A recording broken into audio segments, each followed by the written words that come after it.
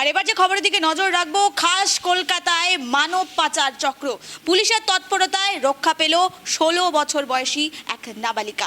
যে বিষয়ে নজর রাখছি এবার, মানব পাচার চক্র অর্থাৎ হিউম্যান ট্রাফিকিং, খাস কলকাতায় মানব পাচার চক্র, পুলিশের তৎপরতায় রক্ষা পেল 16 বছরের কিশোরী। শিয়ালদাহ স্টেশন উদ্ধার হয় সেই কিশোরী এবং রুটিন চেকিং চলছিল পুলিশের, আরপিএফ এর পক্ষ থেকে রুটিন চেকিং চলছিল। তারপরেই কিন্তু পুলিশের এই তৎপরতায় এই কিশোরীকে উদ্ধার করা হয় এবং যেটি অভিযোগ উঠছে দিল্লিতে পাচার করার ছক চলছিল, তার আগেই কিশোরীকে উদ্ধার করা হয়। ইতিমধ্যেই আলকিমা খাতুন এবং মরিয়াম বিবি নামে দুই মহিলা পাচারকারীকে গ্রেপ্তার করেছে পুলিশ।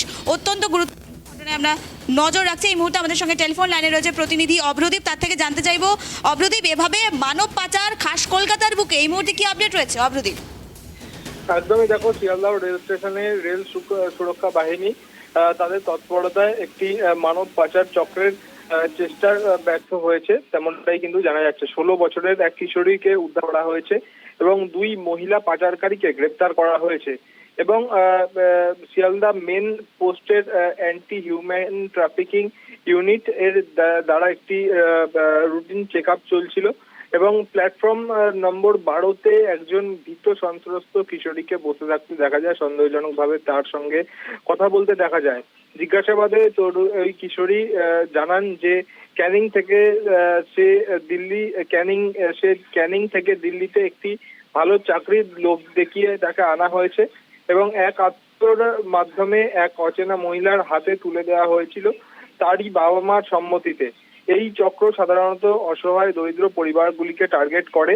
রেল সুরক্ষা বাহিনী তৎক্ষণাৎ ওই পাচারকারিণীকে এবং কে শনাক্ত করে গ্রেপ্তার করে এবং তার জবানবন্দিতে উঠে আসে সে ওই তরুণীকে পাচারকারিণী মারিয়াম বিবির হাতে তুলে দিতে প্রস্তুতি নিচ্ছিল, যিনি দিল্লিতে তাকে নিয়ে যেতেন এবং মারিয়াম বিবিকে দ্রুত গ্রেপ্তার করা হয় এবং মারিয়াম বিবি স্বীকার করেন যে সে একজন ট্রান্সপোর্টার হিসেবে কাজ করছিল এবং সোহিনী সাহানিকে দিল্লি থেকে এক নাসির নামে এক ব্যক্তির কাছে পৌঁছে দেওয়ার কথা ছিল, যেখানে সাহানিকে গৃহ কর্মে নিযুক্ত করা হতো, তেমনটাই কিন্তু জানানো হচ্ছে। এই ধরনের কার্যকলাপ এর জন্য প্রতি কিশোর পাচারের জন্য সে 1,500 টাকা করে পেত, তেমনটাই কিন্তু সে জানিয়েছে। উদ্ধারকৃত কিশোরী এবং দুই অভিযুক্তের স্বাস্থ্য পরীক্ষা করা হয় এনআরএস মেডিকেল কলেজ হাসপাতালে। সমস্ত প্রয়োজনীয় নথি এবং লিখিত অভিযোগ দায়ের করা হয়েছে শিয়ালদাহ রেল পুলিশ স্টেশনে এবং একটি মামলা রুজু করা হয়েছে এবং ওই কিশোরীকে শিয়ালদাহর হেফাজতে সুরক্ষিত অবস্থায় রাখা হয়েছে এবং এই দুই অভিযুক্তকে তাদেরকে কিন্তু গ্রেপ্তারিও করা হয়েছে, তেমনটাই কিন্তু রেল পুলিশ সূত্র মারফত জানা যাচ্ছে। অপ্রদীপ, আরেকটি বিষয় জানতে চাইবো, এই যে পাচার চক্র, সেক্ষেত্রে আরো পাচার চক্রে কারা জড়িত আছে বা আগামী দিনে পাচার চক্রের সঙ্গে কি কি পরিকল্পনা রয়েছে সেই বিষয়ে কি এই মুহূর্তে আপডেট মিলেছে কোনো? দেখো, এই সমস্ত কিছুই কিন্তু খোঁজ খবর চালাচ্ছে রেল পুলিশের আধিকারিকরা, যেহেতু মামলার দায়ের করা হয়েছে এবং তার ভিত্তিতে আরো খোঁজ খবর নেওয়া হবে, তেমনটাই কিন্তু রেল পুলিশের তরফে জানানো হচ্ছে।